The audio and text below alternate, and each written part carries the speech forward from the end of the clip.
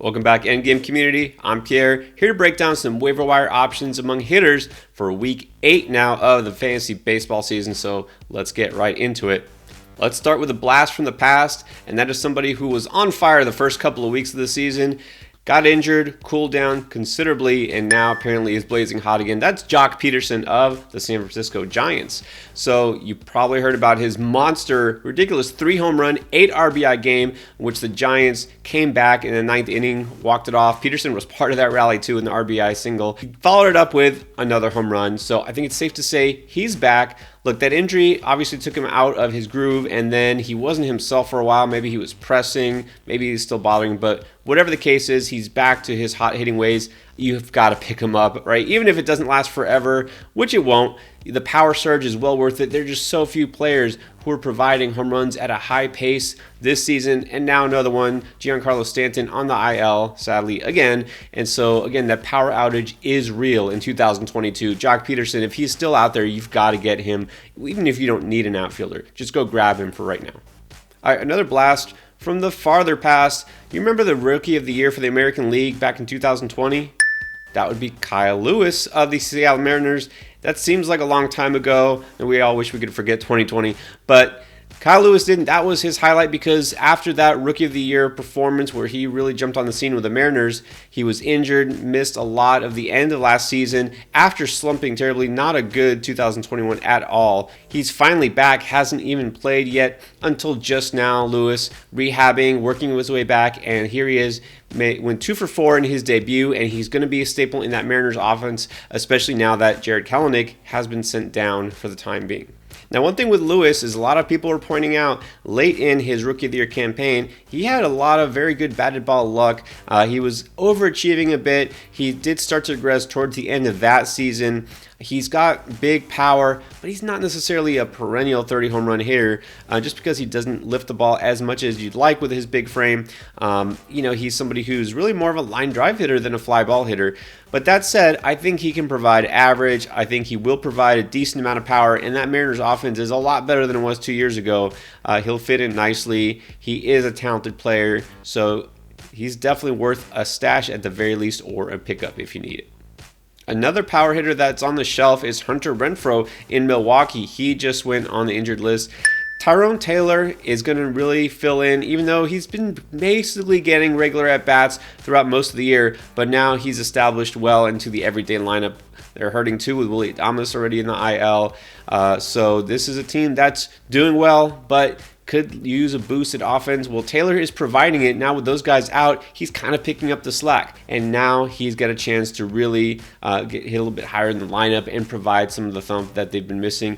He's on a hot streak, very hot streak this past week. He's got 3 home runs, 10 RBIs in the last 5 games. This guy who does have quite a bit of power in a good lineup. So, I feel like this is the all outfield edition of the waiver wire this week. It just turns out that's where the good bats lie. So in this case, if you're still looking, perhaps Pederson or Lewis aren't available, go and get some Tyrone Taylor.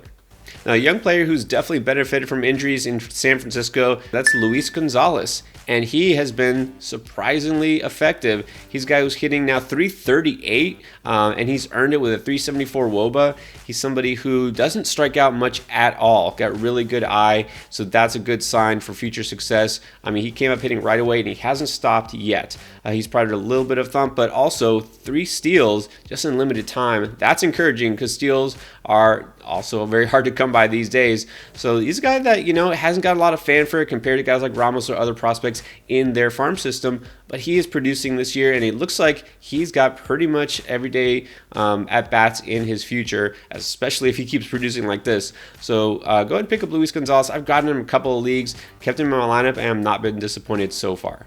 All right, how about a non-outfielder, though? Actually, Andrew Vaugh does count as an outfielder. That's really where he plays, but he qualifies at first base, so let's just put him there. Okay, so you need a corner infielder. Andrew Vaugh, he's close to 50% rostered across fantasy leagues, but he did get dropped in a few places because he hit the injured list earlier this year. You remember at the beginning, he was tearing it up, and then his time early in the season got disrupted because of an injury. He's back. He's on a 6-game hitting streak, back to his hot hitting ways. He's hitting 287, but that average keeps climbing. So he's somebody who, a super prolific college bat. He's in one of the best lineups in the American League, the Chicago White Sox, who really haven't completely put it together. I really feel like this could be the best offense in the league. I would love to see Vaugh hitting a little bit higher in the lineup because that would give him more RBI opportunities. But you know what? This lineup, the way it's stacked, once everybody is back and healthy, I think he'll get plenty of chances to score and drive in runs, regardless of where he hits. So Andrew Vaughn is a player that, if he's out there, I would love to stash him, put him in my corner infield spot. If nothing else, I want to get him to prevent another team from picking up. I think he's really going to be a pleasant surprise. Look, I'll tell you a guy who I think could turn things around, or at the very least be productive across multiple categories. That's Eduardo Escobar of the Mets. Like, he's been basically a disappointment, kind of a bust draft-wise. Not that he was drafted very high this year, but guy who's been so productive for the last several years, especially in the RBI department. He's not getting it done this year, hitting 229. So look, he did have a 4-for-5 night the other day, kind of getting it together a little bit. He's too talented a player to struggle, especially on a good team this year with the Mets. Actually, have a good offense, finally. So Escobar, he does qualify at first, second, and third base. A guy who can fill in multiple spots. I'd say he's not a must-add right now if he is out there, but he's somebody who could be a nice stopgap for you if you need help, you need to fill in an injured spot. He's someone who at least should provide decent counting stats, and he does have the chance to go on a heater, so I would go ahead and give him a chance if you need help there. And then I always love to give you a prospect, a young player who's just getting called up to see how it pans out, because sometimes those are the guys that wind up being league winners. How about a Pittsburgh Pirate outfielder by the name of Calvin Mitchell, or you can call him Cal. All right, so Cal Mitchell already inserted into the lineup, hitting second. That is good to see. Pittsburgh had to put Daniel Vogelbach on the IL, so that means Mitchell should get time, for at least the next week if he performs well. There's really not a lot keeping him out from taking over one of those outfield spots. There's definitely a path for Mitchell to take over here. You're going to see this influx of talent in Pittsburgh. Mitchell is right now an interesting guy. He kind of can help in a little bit of every category, so worth investigating. A little bit of a deeper league ad. Obviously, your dynasty, your keeper leagues, you might want to put him on your bench. But if you do need help at outfield and you didn't pick up any of the 5 guys I already mentioned, then why not give Mitchell a try? All right, so he's somebody to watch for Pittsburgh this coming week. That does it for week 8 of my hitter waiver wire options. Guys, check out the pitcher edition of this as well. Always here to help you out. Join our Discord and join the conversation. You can talk about things on there in our fantasy baseball channel or fantasy football as well. All right, thanks for watching.